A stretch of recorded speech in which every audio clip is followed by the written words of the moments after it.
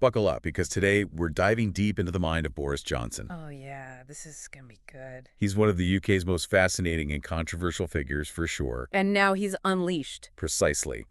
Out of the political arena. No longer prime minister? And seemingly holding nothing back. This is gonna be juicy. He recently sat down for a tell-all interview on the Diary of the CEO podcast, and let's just say he did not hold back. I was glued to my seat the whole time. We're going to unpack his unfiltered thoughts on everything. From those major crises. Brexit, the pandemic, Partygate. Even his personal life. It's like getting a peek behind the curtain. A real look behind the curtain. One thing that really surprised me was how much they dug into Johnson's childhood. Yeah, the early years. The events that shaped him. It's so fascinating how they connect his early experiences to the development of his public persona. Right, like, is it calculated? Or is it genuine? We're going to try to answer that. For example, he talks about this fierce sibling rivalry.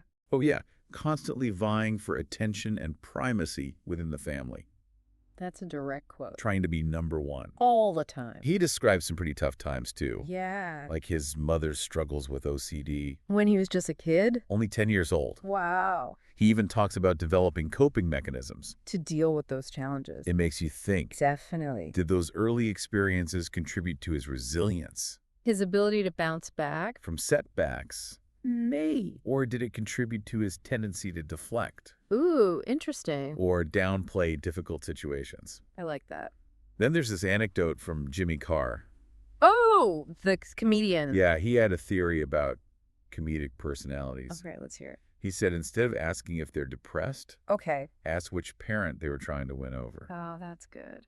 Makes you think about Johnson's humor. And his almost compulsive need to entertain. Does that ring true for him? It's a thought-provoking idea, that's for sure. He really is. It's clear that Johnson's persona, that blend of wit and buffoonery, has been both an asset and a liability throughout his career. Couldn't have said it better myself. Which brings us to Brexit. Arguably the defining decision of his premiership. For sure. And what's so interesting is that the interview reveals Tell me. this internal conflict Really? about Brexit. I didn't see that publicly. No, most people didn't. So what happened? Well, they unearthed this unpublished article Oh. that Johnson wrote. Where he actually weighs the pros and cons of leaving the EU? Yep. It's surprisingly nuanced. I want to read this. You should. It's fascinating. Okay, so what does he say? He expresses concerns about the impact on Scotland, Oh, the potential for Russia to exploit the situation, right. and even acknowledges the economic benefits of staying in the EU. So he was aware of all that. It seems so. Yet he became the face of the Leave campaign. Pushing for a hard Brexit. With almost evangelical zeal. It makes you wonder. Definitely. Did he truly believe in the cause? Or was he just playing a role? Was he a political opportunist? It's hard to say. This lack of a clear plan for what would happen after leaving the EU is a recurring theme in Johnson's leadership. I see that. It raises questions Yeah. about whether he was more focused on winning the argument. Then actually governing responsibly. It's a big question mark. To his credit, Okay.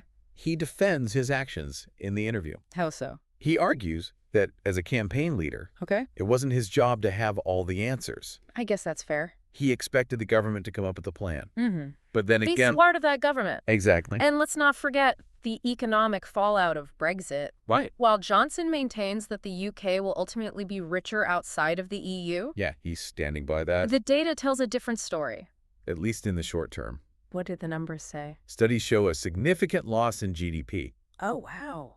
Businesses facing increased trade barriers That's rough. and rising food prices. All because of Brexit.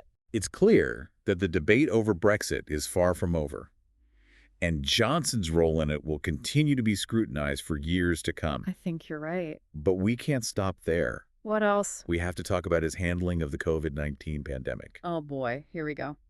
This was a time of immense pressure Absolutely. and incredibly difficult decisions. It was a global crisis. Johnson initially downplayed the threat. Really? He even compared it to previous health scares Oh. that had sorted themselves out. I can't believe he said that. He even admits that he felt overly confident because he'd written extensively about zoonotic diseases in the past. Just he thought he was an expert. It's almost as if he thought he had it all figured out. That's a bit unnerving considering what happened. You can say that again. Wow. Okay, so that's early days. The very beginning of the I pandemic. can't wait to hear what happens next. Stay with us. And that overconfidence might have contributed to the UK's delayed lockdown You think? compared to other European nations? It makes you wonder what the cost of that hesitation was. It's hard to say for sure, but Thousands of lives. potentially. To be fair, though, Johnson does defend his approach in the interview. What does he say? He says he was following scientific advice. And worried about the long-term effectiveness of early lockdowns. Exactly. He Yeah. thought if they locked down too early, people wouldn't follow the rules later on. That's a tough call. It really is. Hindsight is 20/20, as they say. Exactly. But then he drops this bombshell. Oh, boy. He expresses bewilderment at how readily the public accepted lockdown restrictions. What? He was surprised. He even uses the word craved. He couldn't believe people were so willing to stay home. It's almost as if he didn't understand The fear the anxiety. that people were experiencing It seems like a real disconnect. between Johnson and the public. For sure. And on top of all that, It gets worse. he lost his mother during the pandemic. Charlotte Johnson Wall. It's a poignant reminder of the human cost of this pandemic. Absolutely. It goes beyond the statistics. Every number is a person. Exactly. And speaking of heavy burdens, We can't ignore Partygate. the scandal that rocked his premiership It really damaged public trust. and exposed a sense of hypocrisy within his government. The optics were terrible. Of know? Johnson with his wife and staff At 10 Downing Street enjoying wine and cheese. on May 15th, 2020, A day when nearly 350 people died from COVID-19 in the UK. while the rest of the country was in lockdown. It was a slap in the face. To those who couldn't attend funerals or see loved ones, It fueled so much outrage. and betrayal.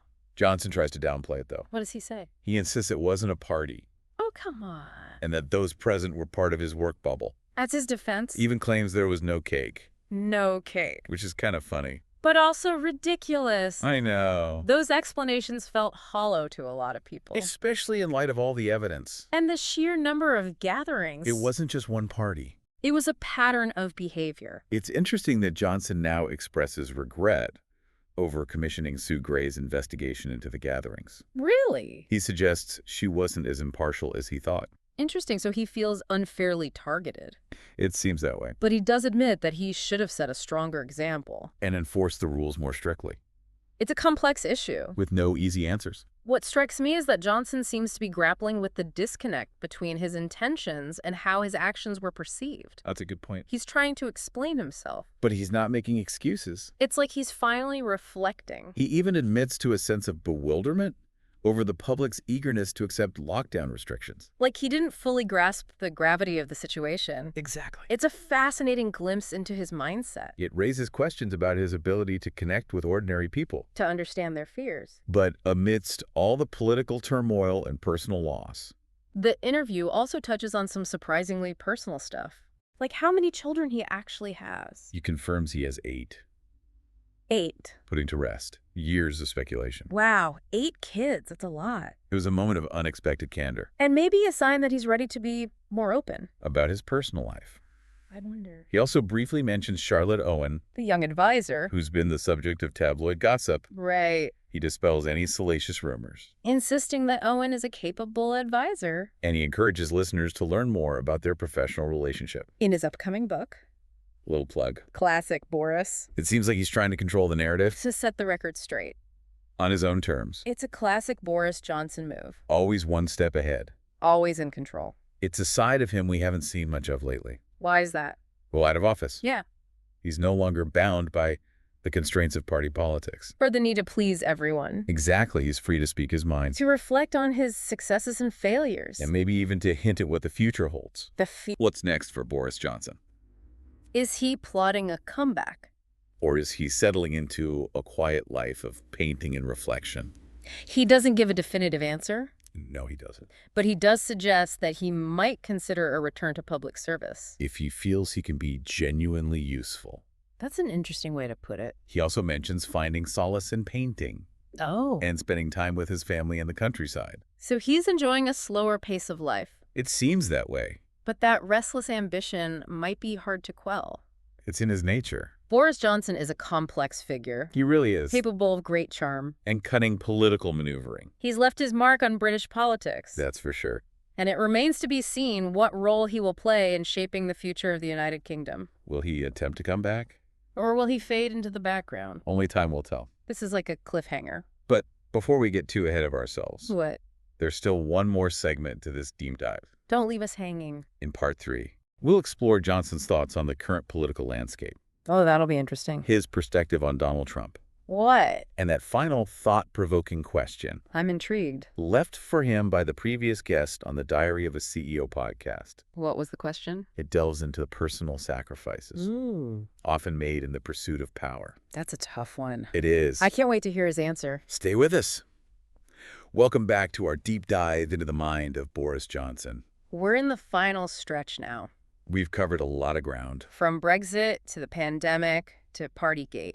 But this interview wasn't all about looking back Right, there are some interesting glimpses into his current views. and what might lie ahead. The future of Boris. One thing that really stood out to me was his perspective on the global political landscape, Oh, yeah. particularly his take on Donald Trump. I was surprised by that. Me too. What did he say? He seems to have a more favorable view of Trump's foreign policy than many would expect. Really? He praised his decisiveness and his projection of American strength. I see. So he admires that strongman persona.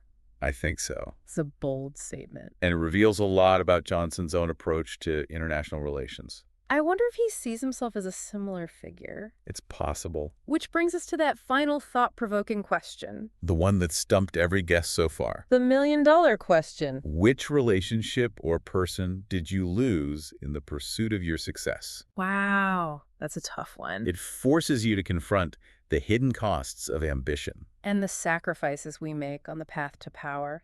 Johnson's initial response is classic Boris Let me guess, deflection. and humor. Of course. He claims he doesn't view any relationship rupture as final. So he's suggesting he can always repair those broken bridges. It's remarkable. Either that or he's really good at revising history. Maybe a bit of both. But when pressed, He does finally name someone, who is it? Michael Gove, His former ally. during the Brexit campaign, So even those closest to him. aren't immune to the fallout It highlights the cutthroat nature of politics, and the personal betrayals that can occur. even among friends, It makes you think about the toll these political battles take. on everyone involved. And yet, even as he acknowledges this loss, What does he say? Johnson points out that he later brought Gove back into the cabinet. He forgave him. It speaks to his pragmatic nature, His ability to forgive and move on. or maybe just his need to win. So as we wrap up our deep dive, What have we learned about Boris Johnson? the man behind the persona, He's a complex and contradictory figure. for sure, He's intelligent and charismatic, but also prone to gaffes. and questionable judgment. It's a strange mix, He is a master communicator. but also capable of bending the truth. To fit his narrative. He's left an undeniable mark on British politics. But this interview raised more questions than answers. It always does with Boris. Is he a genuine leader? Or skilled opportunist. Is he capable of true remorse? Or just good at spinning a yarn. We may never know the full story That's the mystery of Boris. as he steps back from the political fray. What will he do next? Will he attempt to come back? Or find peace in painting? Only time will tell. It's going to be fascinating to watch. And that's a wrap on our deep dive into the mind of Boris Johnson Unleashed. Thanks for joining us. We hope you enjoyed it. Be sure to leave a comment below And tell us what surprised you most. about Boris. And don't forget to like and subscribe For more insightful deep dives into the people and events. shaping our world. We'll see you next time.